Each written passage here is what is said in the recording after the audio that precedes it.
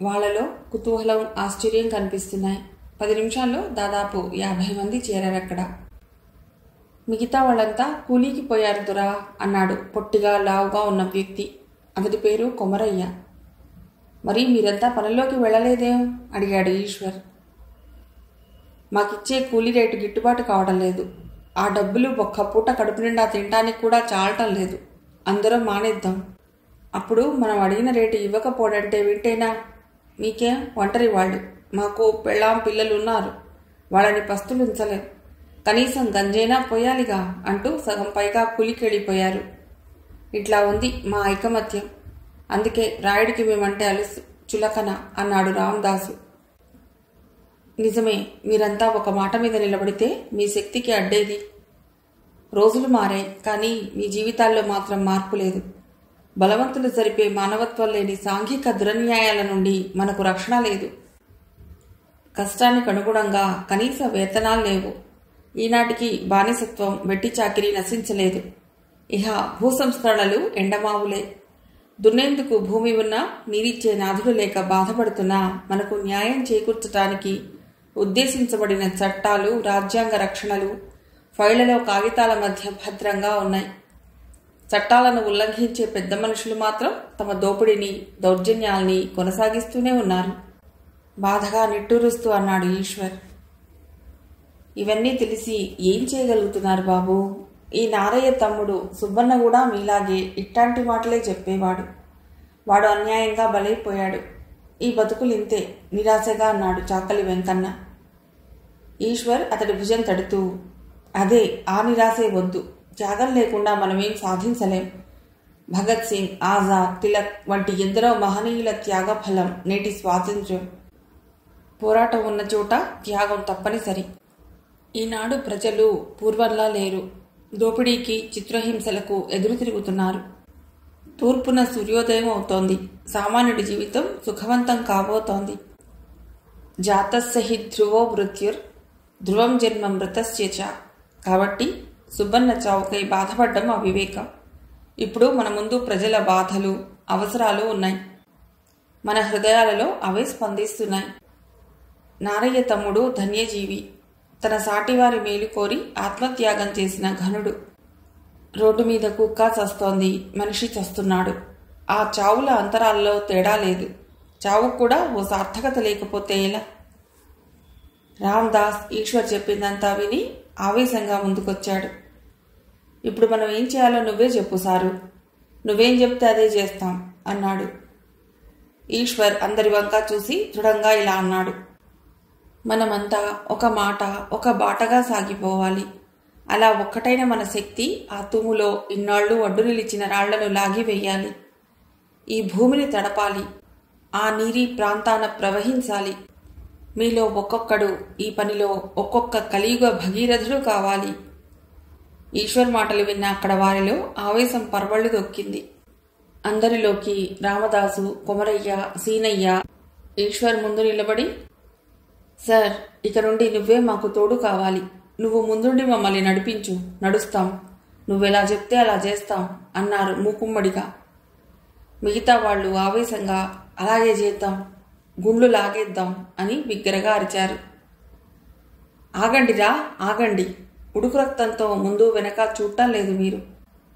ఆ గుళ్ల మీద చెయ్యేస్తే రాయుడు మనుషులొచ్చి మీ బుర్రలు లేప కూరుకుంటారనుకున్నారా? తొందరపడకండి అన్నాడు నారయ్య వారిని వారిస్తూ. చి ముసలిముండా కొడక, మీ మూలాన కాదు మేం సత్తువా ధైర్యం ఉండి కూడా ఇంతకాలం వాజమ్మల్లా పడి ఉన్నాం. చస్తామంటావా? ఆయుష్ మూడిన ప్రతోడు చస్తాడు. ఏ మనిద్దరం ఎల్లకాలం బతికి ఉట్టిగట్టుకుని ఊరేగుతున్నామనుకున్నావా? నీ అవ్వ, నోరు మూసి కూర్చో, తండ్రిని గద్దించాడు సీనయ్య. రామదాసు సీనయ్య వైపు తిరిగి, సీనయ్య, నారయ్య చెప్పేది వినాలి గాని అట్లా కసుకుంటారా పెద్దాయన్ని అన్నాడు. నీకు తెలీదు రామదాసు, ఈసారి చెప్పిందే రైట్. ఈ ముసలాళ్లవన్నీ భయాలు. మనకి ఆ రాయుడు భూతాన్ని చూపి ఊరికే భయపెడుతున్నారు. కట్టెబట్టుకుంటే భూతం గీతం బలాదూర్ కాదా? ఏం సారు, ఏమంటారు? ఈశ్వర్ సీనయ్య భుజం తట్టి అలాగే చేద్దాంలే అంటుండగానే నారయ్య కోపంగా సీనయ్య కేసి చూస్తూ, పిల్లకాకికేం తెలుసు, ఉండేలు దెబ్బ అని ఈశ్వర్ని చూస్తూ, సార్ నా మాట వినండి, రాయుడి జోలికి పోకండి సార్. నేనెందుకు చెప్తున్నానంటే, ఇట్లాగే తొందరపడి నా తమ్ముడు సుబ్బన్న రాయుడితో గొడవ పెట్టుకుని. నారయ్య కళ్ళలో నీళ్లు తిరిగాయి. గొంతు గాద్గదికమై శబ్దం బయటికి రాలేదు. మసకబారిన అతడి కళ్ల ముందొక్కసారి తమ్ముడి రూపం కదిలింది. బాగా నిలువెత్తు మనిషి, గంటలు తిరిగిన శరీరం, 25 ఏళ్ల కోడె వయసులోనే వాడు గూడానికి దొరలాగా ఉండేవాడు.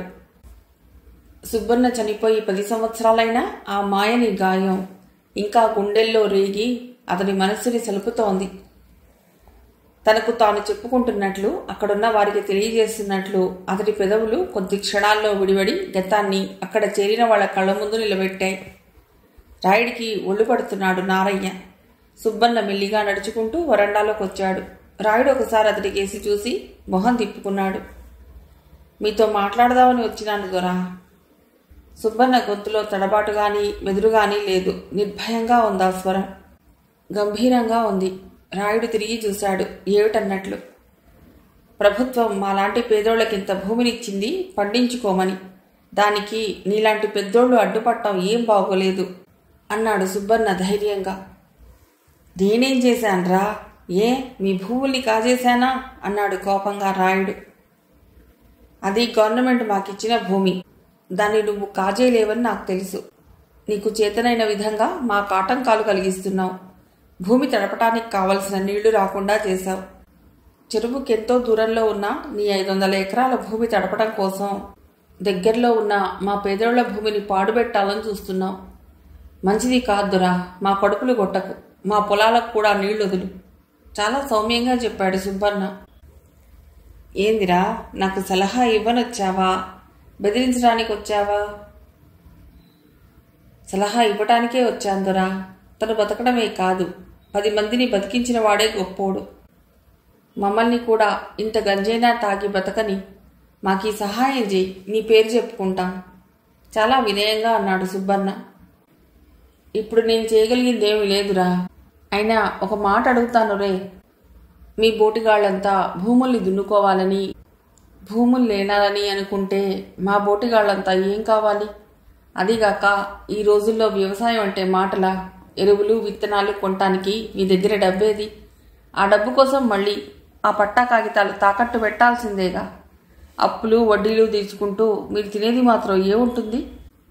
అందుకని మీ వాళ్ళెన్ని పిచ్చి వేషాలు వేసినా పొరుగురు నుండి కూలీలను పిలిపించకుండా ఏదో పోనీలెమ్మని, ఇంకా మీతోనే పని చేయించుకుంటున్నాననే కదా నీకు నీ వాళ్లకి ఈ నీల్గుడు అన్నాడు హెచ్చు స్థాయిలో గొంతు పెంచుతూ రాయుడు. అదేమిటి రాయుడు గారు, అప్పు మీ దగ్గర ఎందుకు తీసుకుంటారు? ఊళ్ళో పరపతి సంఘం ఉంది కదా, అక్కడే అప్పు తీసుకుంటా.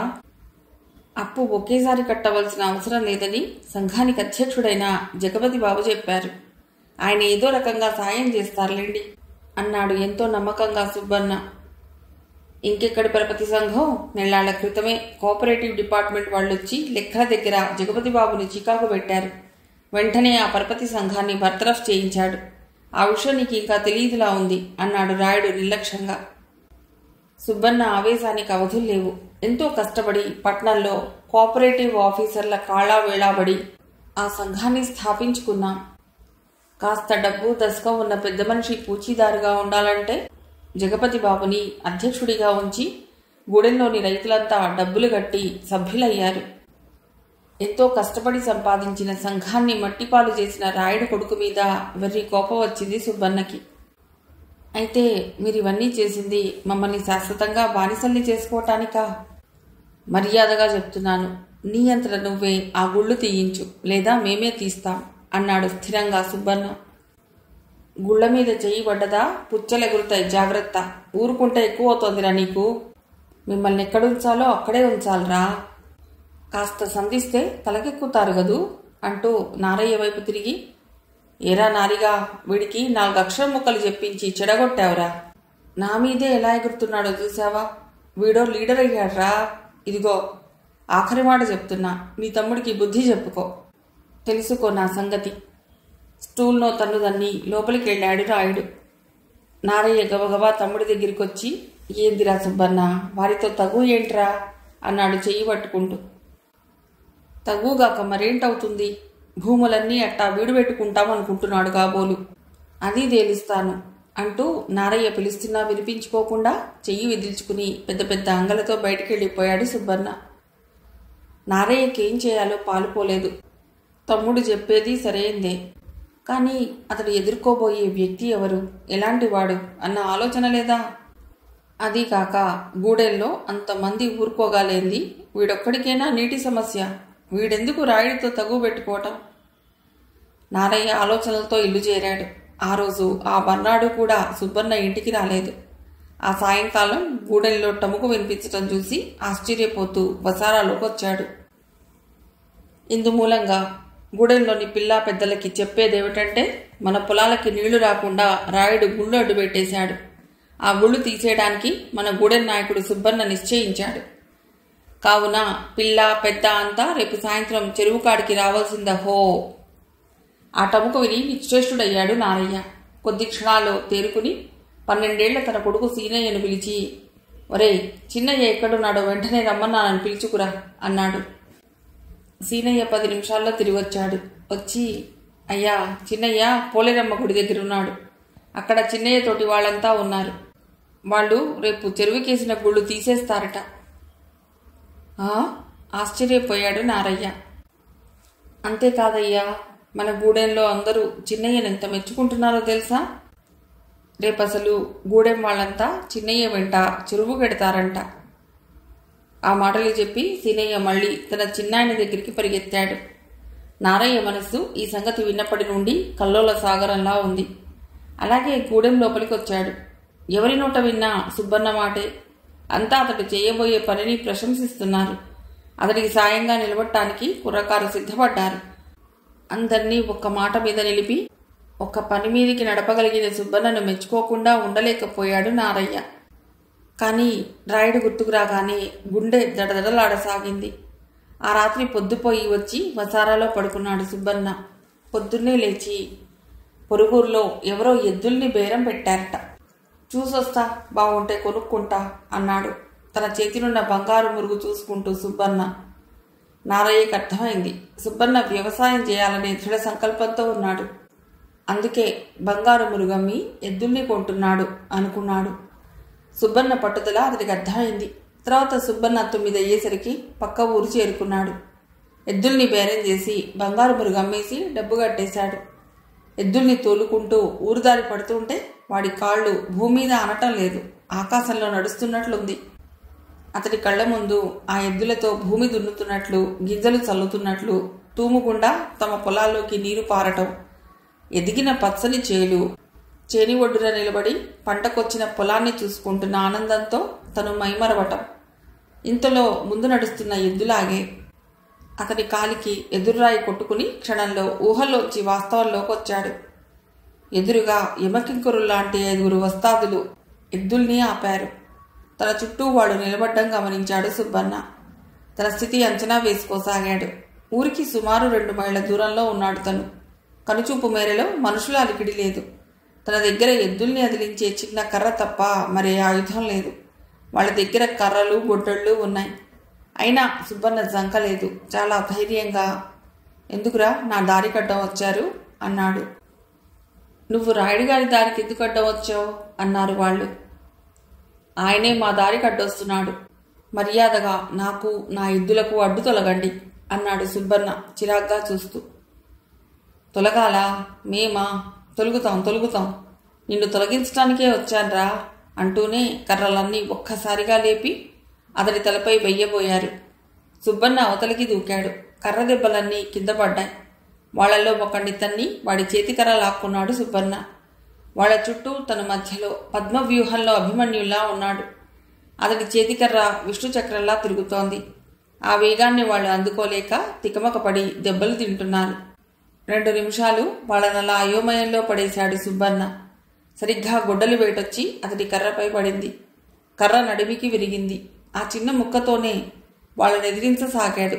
కానీ అది ఎంతోసేపు నిలవలేదు. వెంటనే అతడి ఒంటి మీద దెబ్బలు బలంగా పడసాగాయి. వెనక నుండి తల మీద బలంగా పడిన దెబ్బతో అతడి కళ్ళు బైర్లు కమ్మాయి. ఒళ్ళు తూలింది. చేతిలో కర్ర ముక్క జారి కింద పడింది. మరొకటి మరొకటి వరుసగా 10 దెబ్బలు అతడి భుజాలపైన తలపైన పడ్డాయి. అమ్మా అన్న బాధాపూరితమైన కేకతో సుబ్బన్న నేలబాలాడు. ఆ రోజు సాయంకాలం గూడెంలోని చిన్న పెద్ద అంతా తూముల దగ్గరికి వచ్చారు. ఎంతసేపటికి సుబ్బన్న రాడే? చీకటి పడేదాకా చూసి అంతా వెనక్కి తిరిగారు. మనల్నందరినీ పుర్రెక్కించి సుబ్బన్న తప్పుకున్నాడు. అవును, రాయుడు మనుషులు వస్తే పీకలు తెగ్గొస్తారు. మరి రాయుడు గారితోనా తగాదా పెట్టుకునేది? మనమంతా ఇక్కడికి వచ్చామని తెలిస్తే మన కొంప గోడు తగలబెడతాడేమో రాయుడు. రేపటి నుండి మనం కూలీకి ఏ మొహం పెట్టుకుని పోతాం ఆయన కాడికి? ఎంతో మోసం చేశాడు సుబ్బన్న మనల్ని. తలా ఓ రకంగా తమ్ముని గురించి అనుకోవటం వింటూ సిగ్గుపడిపోతూ తలొంచుకుని వారి వెనకే ఇల్లు చేరుకున్నాడు నారయ్య. ఏం జరుగుతుందా అన్న ఉత్సుకతతో నారయ్య కూడా అందరితో పాటు చెరువు దగ్గరికి వచ్చాడు. సుబ్బన్న రాని కారణం ఏమిటో ఎంత ఆలోచించినా అంతుపట్టడం లేదు. ఇంత ఎత్తున వీళ్ళందరినీ కదిలించి తన మొహం చాటేశాడేమిటి? సుబ్బన్న రాయుడికి లొంగిపోయాడంటే నమ్మబుద్ధి కావటం లేదతడికి. తమ్ముడి మనస్తత్వం అతడికి బాగా తెలుసు. ఆ రాత్రంతా నారయ్యకి నిద్రపట్టలేదు. తెల్లవారుజామున మాగన్నుగా నిద్రపట్టింది. తెలతెల వారుతుండగా ఎవరో తట్టి లేపడంతో ఉలిక్కిపడి లేచాడు.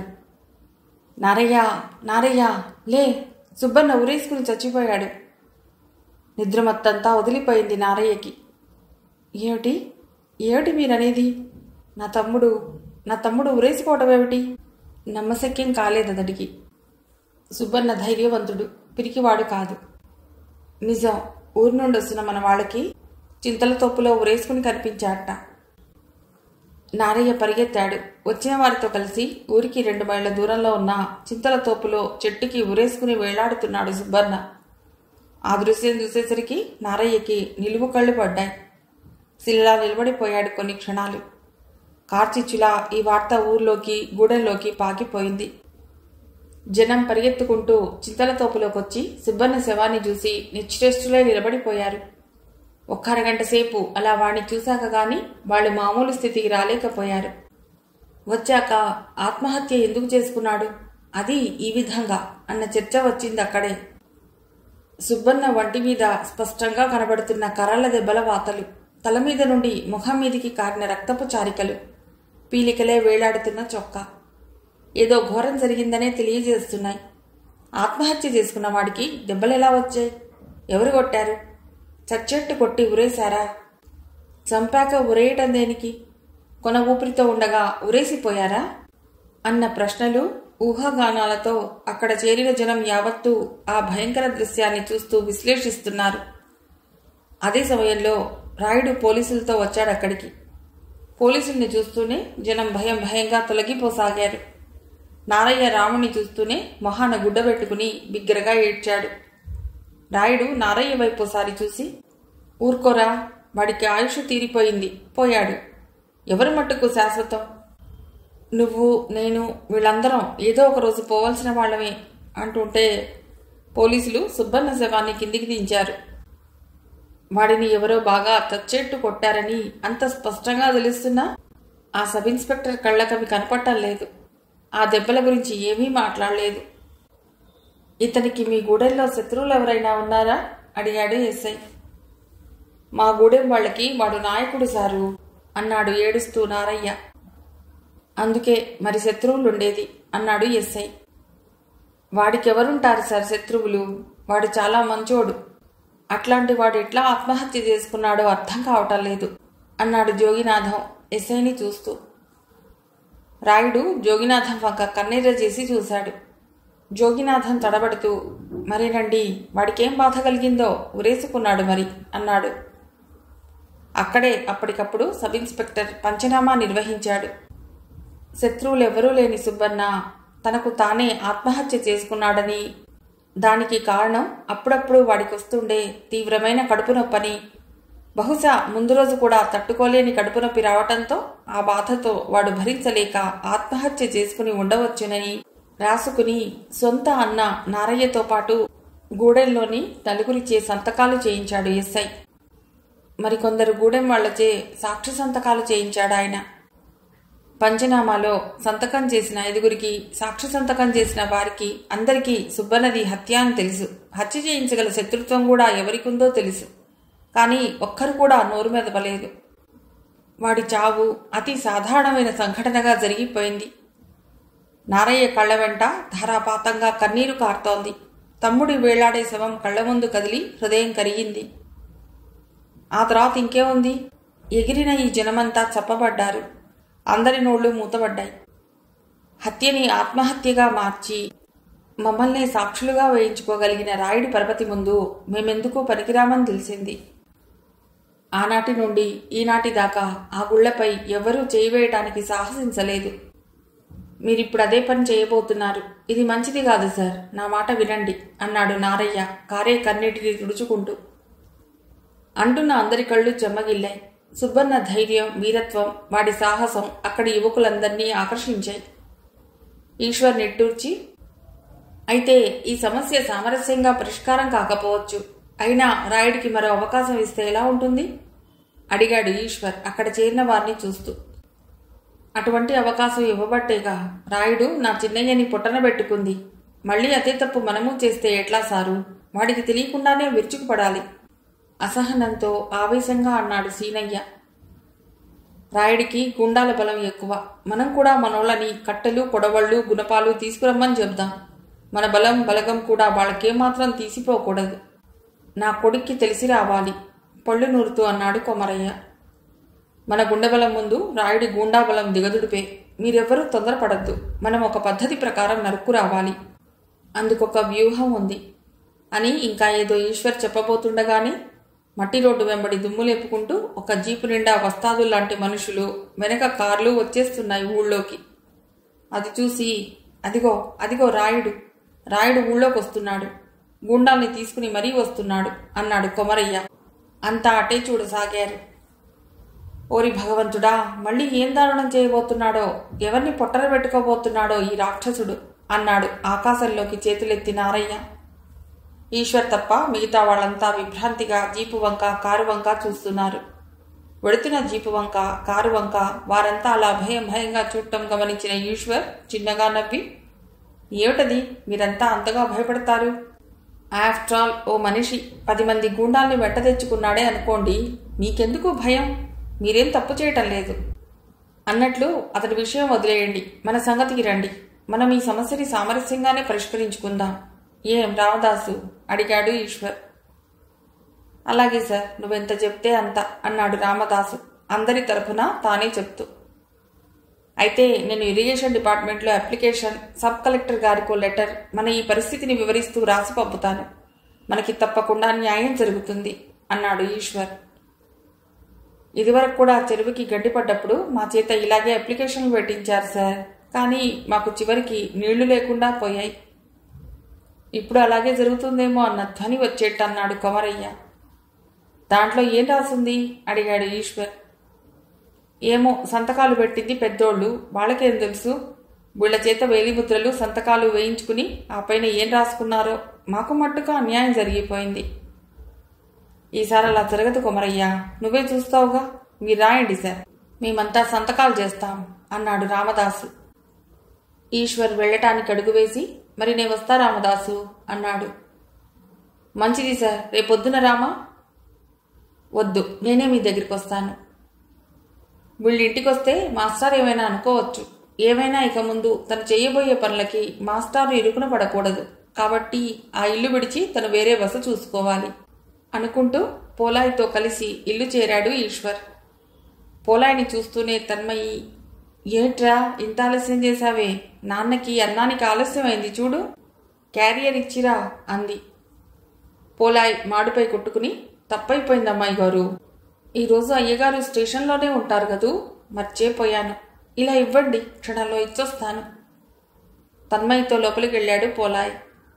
క్యారియర్ తీసుకుని పరిగెత్తుకుంటూ బయటికొచ్చాడు. జాగ్రత్త, రసం ఒలికిపోతుంది అన్నది తన్మయి వాకిట్లోకొచ్చి. పోలాయ్ పరుగులాంటి నడకతో వెళ్ళిపోయాడు. కొన్ని క్షణాలు నిశ్శబ్దం. మాస్టర్ లేకపోవటంతో బిడియంగా ఉంది ఈశ్వర్కి. అందుకని గుమ్మంలోనే కూర్చున్నాడు. వరండాలో కూర్చునున్నాడు. వరండాలో కూర్చున్న ఈశ్వర్ని చూసి ఆ అమ్మాయి గుమ్మం దాకా వచ్చి, మీరు స్నానం చేసి వస్తే భోజనం వడ్డిస్తాను అంది. ఈశ్వర్ ఒక్క నిమిషం ఆగి లేచాడు. దొడ్లో బావి దగ్గర నీళ్లు తోడుకుని స్నానం చేసి దుస్తులు వేసుకుని వచ్చేసరికి వంటింట్లో పీట వేసి కంచంలో అన్నం వడ్డించి ఉంది. చుట్టూరా వంటకాల గిన్నెలు పెట్టి ఉన్నాయి. పాండురంగారావు గారు లేకుండా భోజనం చేయవలసి వచ్చినందుకు బెరుగ్గా ఉంది. వంచిన తల ఎత్తకుండా తింటున్న అతడి దగ్గరికి నల్లరాతి నేల మీద తెల్లని పాలొలికినట్లై ఏమిటా అని తను కొద్దిగా మొహం ఎత్తి చూశాడు. అవి పాలు కాదు, తెల్లని ఆమె పాదాలు. అతడి చూపు ఆమె మొహం మీదికెళ్ళింది. నెలరేఖలా ఉందామె. ప్రత్యూషంలో నూతన భానుకిరణంలా ఉంది. రెండు విభిన్న స్వరూపాలు, స్థితులు కలబోసుకున్నట్లుగా ఉంది. ఆమె ఏదో మాట్లాడటానికి సంకోచిస్తున్నట్లుంది. ఆమె చాలా మితభాషిణి అని ఈ 4 రోజుల్లోనే గ్రహించాడు తను. చాలా క్లుప్తంగా, అవసరమైనంత వరకే ఆమె సంభాషించటం తను గమనించకపోలేదు. అలాంటి వ్యక్తి ఈనాడిలా మీతో ఒక్క మాట చెబుదామని అతడు తలెత్తి చూసిన అవకాశాన్ని విడవకుండా అడిగిందామె. ఆమె తనతో మాట్లాడిన మొదటి మాట మల్లెపూలు మీద చల్లినట్లుంది. మంచి గంధం చిలికినట్లుంది. ఆమెలాగే ఆమె స్వరం తీగెలా ఉంది. ఏం మాట్లాడినా వినాలనిపించేట్లుంది. చెప్పండి అన్నట్లు చూశాడు ఈశ్వర్. నాకు పోలాయి ఉదయం అంతా చెప్పాడు. ఏదో తన మానాన తాము తినకో బతుకుతున్న ఆ గూడెం వాళ్ళని ఎందుకు రెచ్చగొడుతున్నారు? ఎందుకు వారిలో ఆశలు రేకెత్తిస్తున్నారు? మీరు చేయాలని ప్రయత్నిస్తున్న ఆ పనిని సాగనివ్వరు. మధ్య ఆ అమాయకులను ఎందుకు బలి చేస్తారు? సూటిగా చూస్తూ అడిగిందామె. ఆమె కంఠం నుండి వచ్చే శబ్దం ఎంత లలితంగా ఉందో ఆమె ప్రశ్నలంత పదునుగా ఉన్నాయి. ఈశ్వర్ పెదవులపైకి సన్నని చిరునవ్వు కనిపించినట్లు వచ్చి ఆగింది. ఇంతేనా, ఇంకేమైనా అడుగుతారా అన్నాడు. ఆమె అదే స్వరంతో, అదే ధోరణిలో, మీరు ఈ ఊరొచ్చి 4 రోజులైంది. మీరెవరో, ఇక్కడికి ఏ ఉద్దేశంతో వచ్చారో, ఎందుకు ఆ గూడెం వాళ్లతో సంబంధాలు పెట్టుకున్నారో మీకే తెలియాలి. కానీ వాళ్ళు నమ్మితే ప్రాణం ఇచ్చే మనుషులు. వాళ్ల ప్రాణాలతో ఆటలాడకండి. మా నాన్న ఈ కాలం మనిషి కాదు. ఆయనకి ఈ ప్రపంచం చూస్తూ కూడా మానవత్వం మీద, మనిషి మీద నమ్మకం పోలేదు. మీరా? నమ్మకాన్ని వమ్ము చేయను. నా ఉనికి మీకు ఇలాంటి ఇబ్బంది కలుగనీయదు. మీరిందాక అడిగిన ప్రశ్నకి సమాధానం చెప్తాను అంటూ అతడు చకచకా భోజనం చేశాడు. ప్లేట్ తీసుకెళ్లి దొడ్లో బాదం చెట్టు కింద పెట్టి చేయి కడుక్కొచ్చాడు. ఆమె హాల్లోకి వచ్చింది. అతడు కుర్చీలో కూర్చోండలా చెప్తాను అన్నాడు. ఆమె ఉయ్యల బల్ల మీద కూర్చుంది. అతను ఎలాంటి ఉపోద్ఘాతము చెప్పకుండా, మీరున్న ఈ ఇల్లు, ఈ భోజనం, మీకున్న సౌకర్యాలు ఇవి అందరూ కోరుకునేవే కాదంటారా అడిగాడు ఈశ్వర్. కాదనను అన్నట్లు తలూపింది తన్మయి. ఇంత సౌకర్యవంతంగా జీవితం గడపకపోయినా పర్వాలేదు, కానీ కనీసం కడుపు నిండా ఒక్క పూటైనా అన్నం తినాలనుకోవటం అత్యాశ. తమకున్న వనరుల్ని సద్వినియోగం చేసుకోవాలనుకోవటం నేరమా? ఇది తెలియని వాళ్ళకి చెప్పటం దోషమా? సున్నితంగానే ప్రశ్నించాడతడు. జవాబుగా కాదన్ను. అందని వాటికే ఆశించటం, భంగపడటం, చివరకు ప్రాణాలు కోల్పోవటం వాళ్ల విషయంలో జరగటం పరిపాటయింది అంది తన్మయి. ఇక మీదట జరగదు. ఇంతవరకు జరిగాయంటే అది వారి అమాయకత్వం, అజ్ఞానం, అవిద్య, ఐకమత్యంలోని గొప్పతనం గ్రహించలేకపోవటం. ఇవి కారణాలు తప్ప వ్యక్తులు కాదు. ఆకు రాలినా తిరిగి ఆకు చిగురిస్తుంది. నక్షత్రాలు రాల్తాయి, తరుగుతాయా? తాత్కాలికంగా మబ్బులడ్డొచ్చినంత మాత్రాన చందమామ ప్రకాశించడా? ఆకలి నాగరికతను పరీక్షిస్తే దరిద్రం సమాజాన్ని శపిస్తుంది. చీకటి భయపెట్టినా ఉదయం ఉన్నానంటుంది. జనశక్తి ప్రస్తుతం ఓడినా చివరికి విజయం సాధిస్తుంది. నేను వారు ఒక్కటే. ఇప్పుడు మాదొక సంఘం. ఈ సంఘం తమ హక్కు కోసం పోరాడుతుంది. ఈ పోరాటానికి అందరూ హర్షించే లక్ష్యం ఉంది, న్యాయం ఉంది, ధర్మం ఉంది. కాబట్టి ఇది జయిస్తుంది. కాదనగలరా? ఆమె ఏమీ మాట్లాడలేదు. ఆలోచిస్తూ ఎటో చూస్తోంది. కొన్ని సెకండ్లు ఆగి అతడే మొదలెట్టాడు. సర్వమానవ సమానత్వం అనేది పుస్తకాల్లో తప్ప ఆచరణలోకి ఇంకా రాలేదు తన్మయి. సాంఘిక, ఆర్థిక, రాజకీయ స్వాతంత్రం మనకి ఇంకా ఏర్పడలేదు. లక్షలున్నవాడు కోట్లు ఆర్జించాలని, కోట్లున్నవాడు అంతకు మించి ఆర్జించాలని విపరీతమైన కోర్కెలతో వాటి కోసం ఏ దోపిడీకైనా సిద్ధపడుతున్న సమాజంలో ఉన్నాం. ఇటువంటి సంఘంలో ఒక పూట తిండి లేని వాడికి 2 పూటలా తిండి తినే స్వాతంత్ర్యం మనకు కావాలి. అది మనం సాధించుకోవాలి. బానిస భావం కంటే మరణించడం మేలన్నాడు గాంధీ. మన హక్కుల్ని మనం తెలుసుకోవాలి, సాధించుకోవాలి. అయితే అది సామరస్యంగా సాగాలి. ఓ క్షణమాగి ఆమె మొహంలో లీలగా విసుగు గమనించి, ఉపన్యాసం ఇచ్చాన్లా ఉంది. మీ ప్రశ్నలకి జవాబు దొరికిందనుకుంటాను. పోనివ్వండి, ఆ విషయం వదిలేద్దాం. నిన్న మీ కవిత్వం చదివాను. భావకవుల ప్రభావం మీ మీద బాగా ఉన్నట్లుంది అన్నాడు సంభాషణని మరో మలుపు తిప్పుతూ. ఆమె కళ్ళు కొద్దిగా కిందికి వాలాయి. ఇతడవి చదివాడా అనుకుంది మనస్సులో. తమకు తెలియకుండా తమ వస్తువు చూసినప్పుడు చిన్నపిల్లల్లో కలిగే చిరుకోపం తాలూకు ఎరుపు ఆమె చెక్కిళ్లపైకి పాకింది. అది పెద్ద కవిత్వంగా నేనేం అనుకోవటం లేదు. కవితా లక్షణాలు కూడా నేనేం పాటించలేదు అందామె తన కవిత గురించి చెప్పుకుంటూ. కావలసింది కవిత్వ స్వరూపం కాదు తన్మయి, ప్రభావం. ఛందస్సు ఏదైనా కానివ్వండి, దానిలో సామాజిక స్పృహ ముఖ్యం. అంటే సామాజిక స్పృహ లేకపోతే అది కవిత్వం కాదంటారా అంది. కాదనే అంటాను.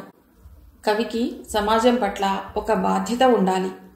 తన కోసమే వ్రాసుకునేటట్లయితే తానొక్కడే చదువుకుంటే పర్వాలేదు. కానీ 10 మంది చదవాలని వ్రాసేటప్పుడు దానికో సామాజిక ప్రయోజనం ఉండాలి అంటాను నేను. తన్మయి తలొంచుకుంది మౌనంగా. ఈశ్వర్ ఓ క్షణం తటపటాయించి, మీ మనస్సును ఒప్పించానా తన్మయి? క్షమించండి, కానీ మీ కళానికి మంచి భాష, భావావేశము ఉన్నాయి. మీరింకా బాగా రాయగలరు. ముందు ఆ భావకవుల ప్రభావం నుండి బయటపడండి అన్నాడు. తలెత్తింది తన్మయి. ఆమె కళ్లల్లో రేఖామాత్రపు కోపం, అసహనం తొంగి చూస్తున్నాయి. అయినా ఈ మాత్రం సాహిత్యం గురించి మాట్లాడే మనిషి ఈ ఊళ్ళో తటస్థపడినందుకు మనస్సులో సంతోషించింది. కవిత్వం సౌందర్యమయం. జీవితానికి వ్యాఖ్యానం మాత్రమే కాదు, అది సమస్యలకు పరిష్కారం కూడా చూపాలి. అటువంటి కవిత్వం రాయండి. కవిత్వం కరిగించటమే కాదు, కదిలించాలి కూడా. తన్మయి మౌనంగా అతని మాటల్లోని అంతరార్థాన్ని అర్థం చేసుకుని మనస్సుకు పట్టించుకోవటానికి ప్రయత్నిస్తూ తన వేళ్ల వంక చూసుకుంటోంది. ఆమెని గమనించి తను ఎక్కువ మాట్లాడి ఈమెని కష్టపెట్టానా అనుకున్నాడు ఈశ్వర్. పైకి మట్టుకు క్షమించండి, మీ భావాన్ని ఖండించి మిమ్మల్ని చిన్నబుచ్చటం నా అభిమతం కాదు అన్నాడు క్లుప్తంగా. ఆమె ఒక్క సెకండ్ ఆగి బల్ల మీద నుండి లేస్తూ, థ్యాంక్ యూ, ప్రయత్నిస్తాను మీరు చెప్పిన విధంగా రాసేందుకు అంది. అని లేచి తన గదివైపు వెళ్ళిందామె. ఈశ్వర్ వరండాలోకొచ్చి మెట్ల మీద కూర్చున్నాడు.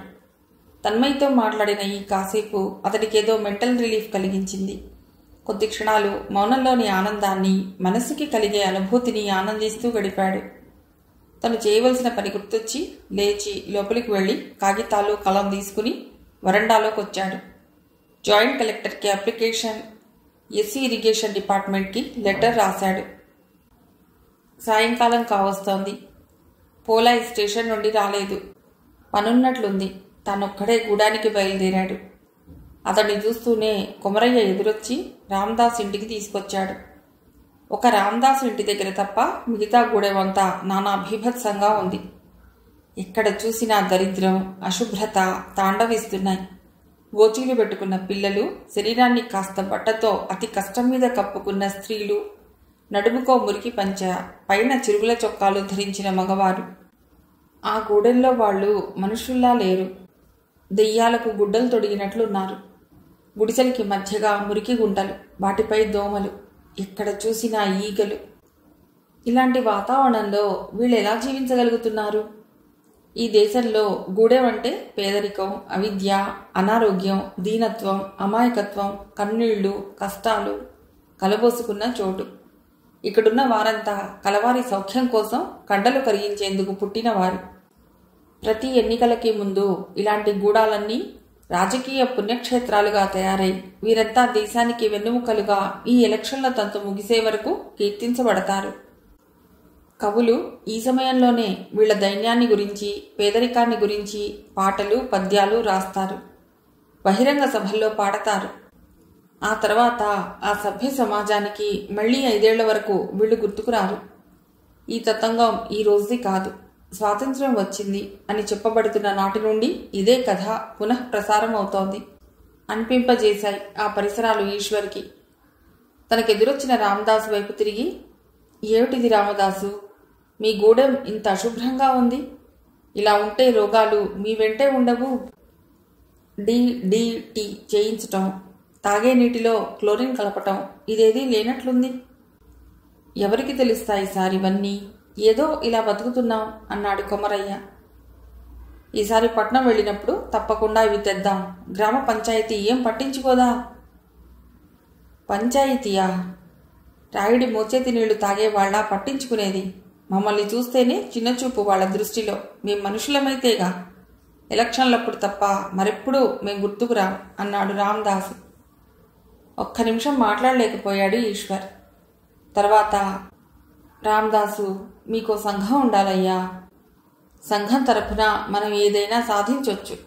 మనమంతా చిన్నకారు రైతులకు కాబట్టి ఒక రైతు సంఘం పెట్టుకుందాం. ఆ సంఘానికో ప్రెసిడెంటు, సెక్రటరీ ఉండాలి. రామదాసు ప్రెసిడెంట్గా, సీనయ్య సెక్రటరీగా, కొమరయ్య ఉపాధ్యక్షుడిగా ఉంటాడు అన్నాడు. రామదాసు ఈశ్వర్ వైపు చూస్తూ, నేనా సార్, నేనుండను అన్నాడు. మిగతా వాళ్ళు కూడా, మాకేం తెలుసు సార్, మమ్మల్ని ఉండమంటావు, చదువా పాడా, మీరైతే బాగుంటుంది అన్నారు. కొన్ని కారణాల వలన నేనుండకూడదు రామదాసు. నా పేరు సంఘంలో లేకపోయినా నేను మీ మధ్యలోనేగా ఉండేది. మీకు తోడుగా ఉండి పని చేస్తాను. నాకు తోచిన సలహాలు ఇస్తుంటాను. రామదాసు, ఒప్పుకో, సార్ పక్కనుండగా భయమేంటి అన్నాడు కొమరయ్య. రామదాసు మౌనం చూసి అంగీకారంగా భావించాడు ఈశ్వర్. అతడి వైపు చూస్తూ, ఇప్పుడు మనం కలెక్టర్ గారికి, ఎస్సీ గారికి ఇచ్చే ఈ అప్లికేషన్లు మన రైతు సంఘం తరఫు నుండి పెడతాయి. కాబట్టి ఈ అప్లికేషన్లకి ఎక్కువ విలువ ఉంటుంది. మన పనులు త్వరగా జరగటానికి అవకాశం ఉంది అన్నాడు. అలాగే సార్, రామదాసు మా ఊళ్ళందరికీ మధ్యాహ్నమే కబురు చేశాడు. అందరూ ఈ పాటికి వచ్చి ఉంటారు. నారయ్య ఇంటి దగ్గర ఉండమని చెప్పాం అన్నాడు కొమరయ్య. నారయ్య ఇల్లు గూడెం వెలుపల పొలాలకు దగ్గరగా ఉంది. అక్కడే ఓ 50 గడప ఉంది. వాళ్ళంతా మిగతా కులాల వాళ్ళు. ఊరిని కలుపుతూ ఉంటాయి ఆ ఇళ్లన్నీ. ఈశ్వర్, రామదాసు, కొమరయ్య, మరికొందరు గూడెం యువకులు వెళ్లేసరికి సీనయ్య జనానంతా పోగు చేసి కూర్చోబెట్టాడు. తాను సెక్రటరీనని తెలియగానే సీనయ్య ఆనందం అంతా ఇంతా కాదు. కాగితాల మీద అందరి చేత వేలిముద్ర వేయించాడు. అందులో తానేం రాసింది అందరికీ అర్థమయ్యేలా వివరించాడు ఈశ్వర్. వాళ్ళొచ్చి మన గోడు వింటారని నాకైతే నమ్మకం లేదు సార్ అన్నాడు సీనయ్య. కాదు సీనయ్య, ప్రొసీజర్ ప్రకారం పెడదాం. ఒక వారం రోజులు చూద్దాం. ఆ తర్వాత మనం నిర్ణయించుకున్న విధంగా చేద్దాం అన్నాడు ఈశ్వర్. సరే, మీ మాట ఎందుకు కాదనాలి, కానియండి అన్నాడు సీనయ్య. అప్లికేషన్లు అటు సబ్ కలెక్టర్కి, ఇటు ఎస్సీకి పంపించారు. రోజులు గడుస్తున్నాయి తప్ప ఇటు నుండి చలనం లేదు. ఎవ్వరూ ఆ అప్లికేషన్లు అందుకుని రైతు సంఘం గురించి ఆలోచించినట్లు లేదు. వారం రోజులు గడిచాయి. మనం ప్రభుత్వానికి తెలియపరిచాం. కావలసినంత సమయమూ ఇచ్చాం.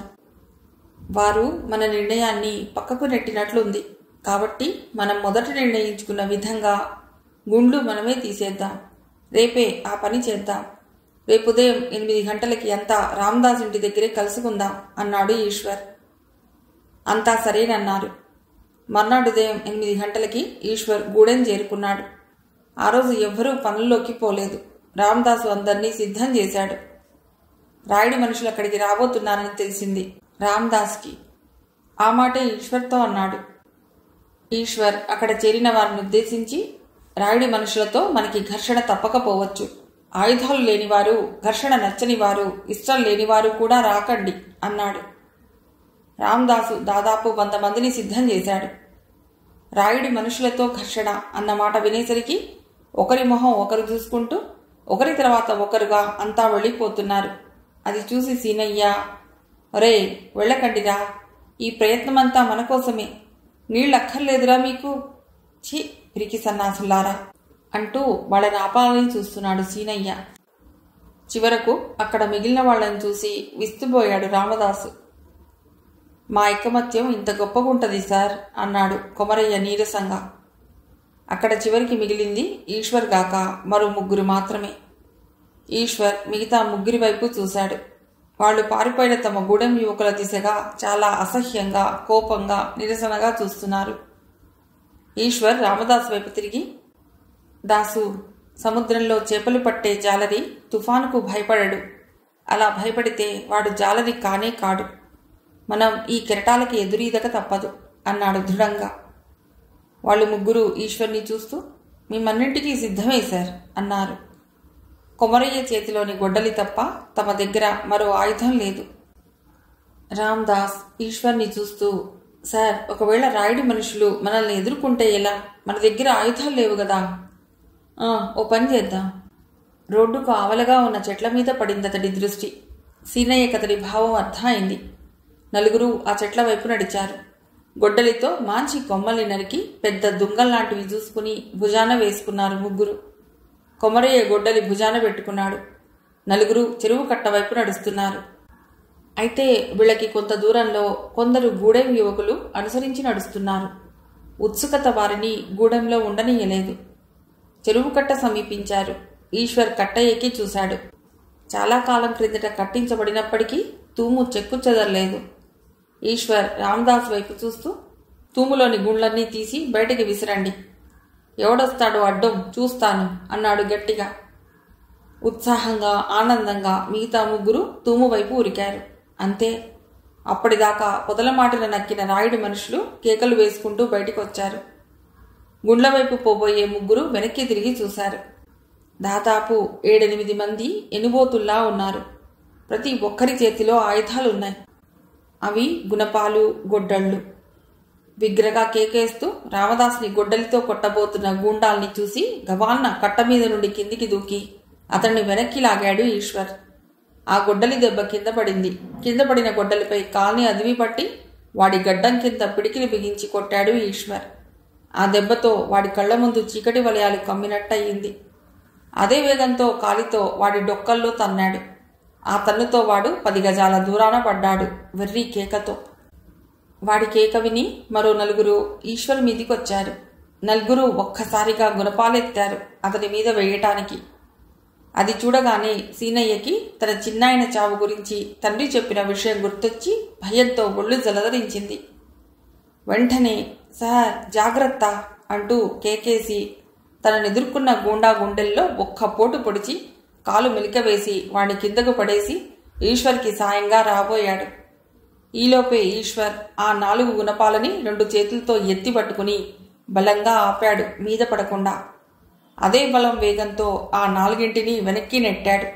ఆ బరువుతో కూడిన బలానికి, విదిలింపుకి ఆ 4 గుణపాలతో సహా వెనక్కి పడిపోయారు. కొమరయ్య పడిన గుణపాలని ఏరి కట్ట మీద పెడుతున్నాడు. పడిన వాళ్లు లేచి గుణపాల కోసం చూసేసరికి అవి అక్కడ లేవు.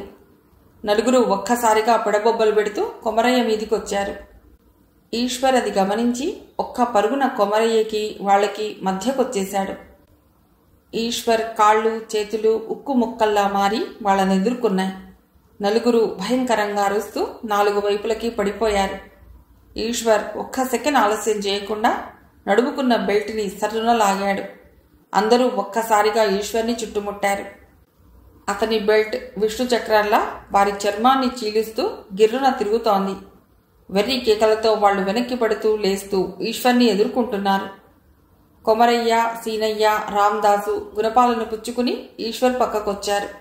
దాంతో వాళ్ళద్దిరిపోయి ముందు కడిగేయటానికి సంకి వెనక్కి పరిగెత్తబోయారు. అది చూసి ఈశ్వర్ గట్టిగా, వీళ్ళని కూడా మోసుకుపోండి అన్నాడు. వెళ్లబోయిన 4 పడిపోయిన తమ వాళ్లని భుజాన వేసుకుని వడివడిగా వెళ్లిపోయారు. దూరం నుండి భయంతోనూ విస్మయంతోనూ ఏం ప్రళయం జరుగుతుందోనని చూస్తున్న గూడెం కుర్రవాళ్ల కళ్లల్లో ఆనందం తొడిగిసలాడింది. లక్ష్యం, ధైర్యం, చేవ ఉన్న ఒక నాయకుడు దొరికినందుకు వాళ్ళెంతో సంతోషించారు. కొమరయ్య, రామదాస్ గుళ్ళు తీసి బయటికి విసురుతున్నారు కసిగా. బలంగా నాటుకున్న మరో బండని తీయటానికి ఈశ్వర్ కూడా వంగి సాయం పట్టాడు. అతి ప్రయత్నం మీద రాయిని పెళ్లగించారు. అంతే. ఒక్కసారిగా ఎగజుమిన నీళ్లు ఈశ్వర్ నెత్తిమీద పడి కిందకి జారుతున్నాయి. శివుడి జటాజూటం నుండి ఉద్ధృతమైన వేగంతో కిందికి జారుతున్న గంగను గుర్తుకు తెస్తోంది ఆ దృశ్యం. పక్కనే ఉన్న కొమరయ్య, రామదాస్ కళ్లల్లో సూర్యకాంతి మెరుపులు మెరుస్తున్నాయి.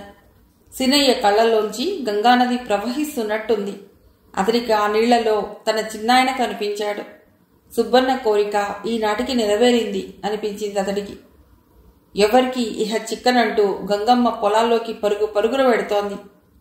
ఎండి బీటలు వారిన నేలని చెమ్మ చేస్తున్న నీళ్లు, ఎండిపోయిన వారి కళ్లల్లో కూడా చెమ్మ చేస్తూ నీళ్లే. ఏడుస్తూ, నవ్వుతూ, సంతోషంగా చప్పట్లు కొడుతూ, ఈలలు వేస్తూ, కేకలు పెడుతూ, గంతులు వేస్తున్నారంతా. దూరంగా నిలబడిదంతా చూస్తున్న గూడెం యువకులు పరిగెత్తుకుంటూ వచ్చారు. సంతోషంగా నీళ్లలో తడుస్తూ ఉత్సాహంతో కేకలేస్తున్నారు. సరిగ్గా అదే సమయానికి అక్కడికి ఒక జీపు, కారు వచ్చి ఆగినాయి. కారులో నుండి సూపరింటెండింగ్ ఇంజనీర్, నీటిపారుదల శాఖ ఎగ్జిక్యూటివ్ ఇంజనీర్ జీపులో వెంటరాగా ఇన్స్పెక్షన్ చేయడానికి వచ్చారు. కారు, జీపు ఆగగానే ఆనంద కోలాహలంతోనున్న గూడెం జనం ఒక్కసారిగా ఎక్కడి వారక్కడ నిలబడిపోయారు.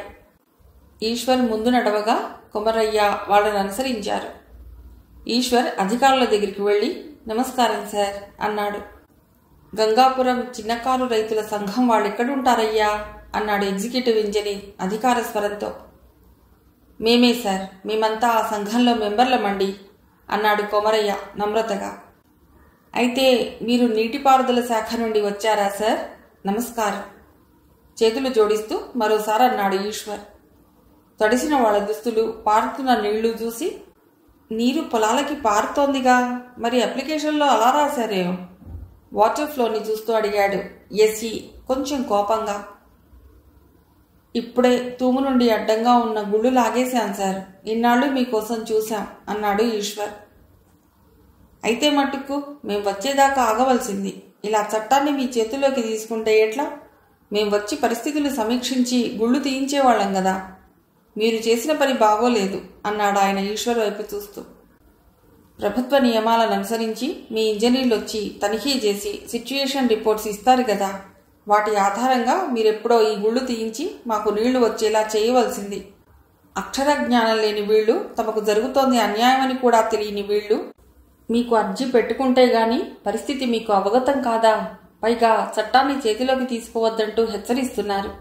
మీ చేతుల్లో ఉన్నవి నిజానికి వీళ్ల తలరాతలు, గమనించండి అన్నాడు అక్కడున్న గూడెం వాళ్ళందర్నీ చూపుతూ. రామదాస్ అందుకుని, ఎంతకాలమని బీదా బిక్కి కడుపులు కాల్చుకుంటాను సార్. గవర్నమెంట్ బతకమని, పండించుకు తినమని భూమిచ్చింది.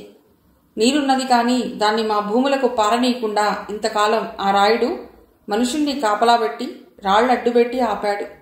ఇప్పుడు మేమంతా ఓ సంఘంగా ఏర్పడి అందరం కలిసి ఈ తూములో రాళ్లు లాగేసి మా పొలాలకి నీళ్లు పెట్టుకున్నాం. తప్పంటారా సారు? ఏఈ ఏం మాట్లాడలేకపోయాడు. ఒక్క క్షణమాగి పక్కనే ఉన్న అసిస్టెంట్ ఇంజనీర్ని చూసి, తూమును ప్రజానీకంతో క్లియర్ చేయించడం వలన చెరువు నీరు చిన్నకారు పేద రైతుల పొలాలకి పారుతోందని రాసుకుని గవర్నమెంట్కి రిపోర్ట్ పంపండి అని చెప్పి రైతుల వైపు చూస్తూ, సరే నీటిని ఆ తూము నుండే వదులుతాము, కానీ తూము మధ్య పొలాల మధ్య 100 గజాల పొడవు సిమెంట్ కాంక్రీట్తో కాలువ నిర్మాణానికి అయ్యే ఖర్చు మీరే పెట్టుకోవాల్సి ఉంటుంది. అలా రాసిస్తారా అని అడిగాడు. అందరూ ఒకరి మొహాలొకరు చూసుకున్నారు. అంత డబ్బు తమ దగ్గర ఎక్కడుంది? రోజంతా కష్టపడితే వచ్చే 4 డబ్బులు పొట్టకి చాలటం లేదు. ఎలా? ఈశ్వర్ వైపు చూశారంతా. ఏం చెయ్యాలి అన్నట్లు. ఈశ్వర్ ఏదో నిశ్చయించుకున్నవాడిలా, అలాగే సార్, అలాగే వ్రాసిస్తాం, ఓ పేపరు పెన్ను ఇవ్వండి అన్నాడు. సార్ ఆందోళనగా అన్నారంతా. కళ్లతోనే వాళ్ళకి భయం లేదన్నట్టు చెప్పాడు ఈశ్వర్. ఎస్సీ చెప్పినట్లుగా రాసి అక్కడున్న అందరి వేలిముద్రలు, సంతకాలు దానిపై పెట్టించి ఆ కాగితం ఆయనకు అందించాడు ఈశ్వర్. అది అసిస్టెంట్ ఇంజనీర్కి ఇచ్చి ఫైల్ చేయమని చెబుతూ, జాగ్రత్త, నీరు వృధా పోనివ్వకండి అని చెప్పి కారెక్కారాయన. ఆయన వెళ్ళగానే అంతా ఈశ్వర్ చుట్టూ మూగారు. ఎలా, అంత డబ్బెలా వస్తుంది సార్ అన్నాడు దాసు. నా దగ్గర 4,000కి పైనే ఉంది. శ్రమ మనది, చాలకపోతే అప్పుడు చూద్దాం అన్నాడు ఈశ్వర్ ఆలోచిస్తూ. సార్, మా కోసం మీ డబ్బు ఖర్చు చేస్తారా? వారి మనస్సుల్లో కృతజ్ఞతతో కూడిన ఆనందం తాలూకు నీరు చిప్పిల్లుతోంది. మీకోసమేమిటి, నా కోసం, నా పొలం లేదా అన్నాడు ఈశ్వర్. అందరూ సంతోషంతో ఈశ్వర్ని ఎత్తేశారు. వారి ఆనందానికి నవ్వుతూ, ఆగండి ఆగండి, నేను దాసు రేపు పట్నం వెళ్ళి సిమెంట్ తీసుకొస్తాం, అలాగే విత్తనాలు కూడా పట్టుకొస్తాం అన్నాడు. ఈ మాటలు విని అందరూ మరోసారి ఆనందంతో కేకలు గెంతులు వేశారు. రాయుడి గుండాల్ని తన్ని తగలేయటమే కాక పట్నం నుండి వచ్చిన అధికారులు కిక్కురుమనకుండా జవాబు చెప్పి ఇప్పుడు తామందరి కోసం తన డబ్బును ఖర్చు పెడుతున్న ఈశ్వర్ వాళ్ల కళ్ళకి ఓ మహానాయకుడిలా కనిపించాడు. ఇంతలో ఈశ్వర్ కళ్ళకి కొద్ది దూరంలో చేతులు కట్టుకుని నిలబడి తమ వైపే చూస్తున్న ఓ వ్యక్తి కనిపించాడు. అతన్ని గుర్తించాడు ఈశ్వర్. అతడు ఆజాద్. ఈశ్వర్ తను నించున్న చోటు నుండే ఆజాద్ అని బిగ్గరగా పిలిచాడు. ఆజాద్ గబగబా నడిచి వారిని సమీపించాడు. ఈశ్వర్ భుజంపై చేయి వేసి, నాకిందాకే తెలిసింది ఇక్కడేదో గొడవ జరగబోతోందని. వెంటనే వచ్చాను. కానీ నువ్వెవరో అధికారులతో మాట్లాడుతూ కనిపించావు. అందుకే అక్కడే నిల్చున్నా అన్నాడు. ఈ జరిగిన సంగతి క్లుప్తంగా చెప్పాడు ఆజాద్కి. ఈయనెవరు సార్ అడిగాడు సీనయ్య ఆజాద్ని చూస్తూ. ఇక నుండి నేను కూడా మీ దోస్తునే అన్నాడు గూడెం వారిని చూస్తూ ఆజాద్. ఆజాద్ని వారందరికీ పరిచయం చేశాడు ఈశ్వర్. వీళ్ల గురించి విషయమంతా విని, మీరు చేసింది రైటే అన్నాడు ఆజాద్. మరో పట్నం మనిషి తమని సమర్థించేసరికి గూడెం వాళ్ళకి మరింత ఉత్సాహం వచ్చింది. ఈ సంగతి అప్పటికప్పుడే ఊరంతా పాకింది. రామదాసు వాళ్ళని గూడెంలో వదిలి ఈశ్వర్ ఆజాద్ ఊళ్ళోకొస్తున్నారు. ఆజాద్ ఊరు మొదట్లోనే ఆగి ఈశ్వర్ వైపు చూస్తూ, అదిగో ఆ కనిపించేదే నేనుంటున్న ఇల్లు. టీ బంకు ఓనర్ ఇల్లది. ఓ గది నాకిచ్చాడు. ప్రస్తుతం అక్కడే ఉంటున్నాను. మీరిలాంటి మంచి పనులు చేసేటప్పుడు నన్ను పిలవండి అన్నాడు. అలాగే తప్పకుండా అన్నాడు ఈశ్వర్. ఆజాద్ ఇంటికెళ్ళిపోయాడు. మిగిలిన కథ తర్వాతి భాగంలో.